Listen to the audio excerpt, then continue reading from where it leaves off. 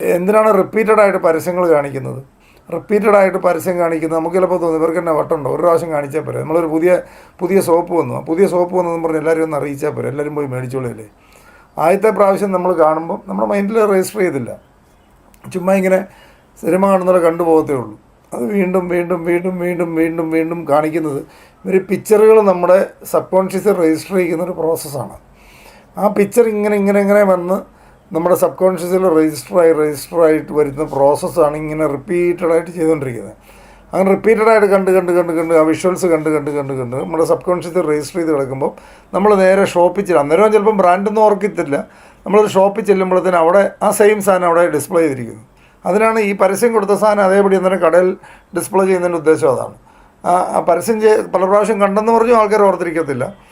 വീണ്ടും അത് നേരെ നമ്മൾ കടയിൽ ചെല്ലുമ്പോൾ ഒരു ഡിസ്പ്ലേ കോൺടെസ്റ്റൊക്കെ ആ സമയത്താണ് വെക്കുന്നത്.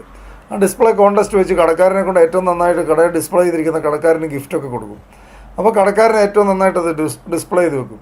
അപ്പോൾ നമ്മൾ പരസ്യം ഇങ്ങനെ റെഗുലറായിട്ട് അവർ കൊടുത്തുകൊണ്ടിരിക്കും.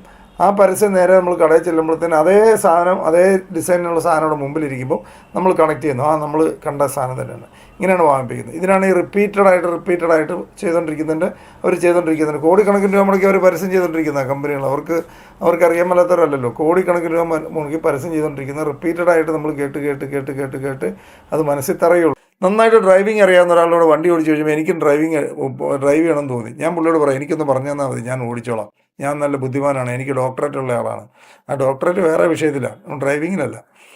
അപ്പം നമുക്ക് വേറെ എക്സ്പീരിയൻസ് ലൈഫിലേക്ക് ഉണ്ടാകുക, അതൊക്കെ മാറ്റി വെക്കുക. ഏത് സബ്ജക്റ്റ് വരണമെങ്കിലും അവിടെ സ്റ്റുഡൻ്റ് ആവുക, അത്രയേ ഉള്ളൂ. ഏത് സബ്ജക്റ്റ്, കൃഷിക്കാരനാവണമെന്നുണ്ടെങ്കിൽ നേരെ ചാണകക്കുഴിയിൽ ഇറങ്ങി സാധാരണ കൃഷിക്കാരൻ്റെ കൂടെ പോയി അവർ പറയുന്നത് കേട്ട് ക്ഷമയോടെ മനസ്സിലാക്കിയെടുക്കണം. നമുക്ക് വേറെ വിഷയത്തിൽ ഡോക്ടറേറ്റ് ഉണ്ടായിരിക്കും, IAS ഉണ്ടായിരിക്കും, സ്റ്റുഡൻ്റ് ആവുക, അത്രയേ ഉള്ളൂ. വേറെ മാർഗ്ഗമൊന്നുമില്ല. ബേസിക്സ് മുതൽ നമ്മൾ പഠിച്ചു വരിക, അത് മാത്രമേ മാർഗ്ഗമുള്ളൂ. നമ്മളെപ്പോഴും പറയാറുണ്ട് 90-91 എന്ന് പറയുന്ന അത് സക്സസ് ഫോർമുലയാണ്.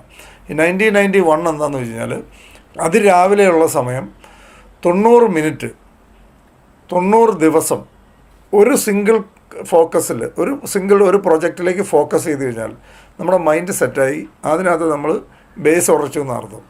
90 ദിവസം അതിരാവിലെയുള്ള സമയം 90 ദിവസം 90 മിനിറ്റ് ഒറ്റ ഫോക്കസ്, ഒരു പുതിയൊരു കാര്യത്തിൽ നമ്മൾ ഫോക്കസ് ചെയ്ത് കഴിഞ്ഞാൽ നമ്മുടെ മൈൻഡ് അതിനകത്ത് സെറ്റായി കിട്ടും. അതും പല ആൾക്കാരും കംപ്ലീറ്റ് ചെയ്യത്തില്ല. പല ആൾക്കാരും എന്താണെന്ന് വെച്ച് കഴിഞ്ഞാൽ അവർ 89ാമത്തെ ദിവസം നിർത്തിപ്പോകുന്ന ഒരു ഇഷ്ടംപോലെ ആൾക്കാരുണ്ട്.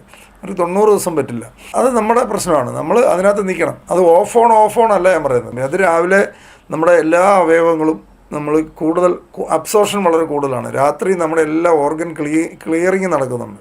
നമ്മുടെ എല്ലാവരുടെയും അവയവങ്ങൾ രാത്രിയിൽ റെസ്റ്റ് എടുക്കുക. രാത്രി ഉറങ്ങുക എന്ന് പറഞ്ഞാൽ ശരീരത്തിന് റെസ്റ്റ് കൊടുക്കുന്നൊരു സംഭവമാണ്.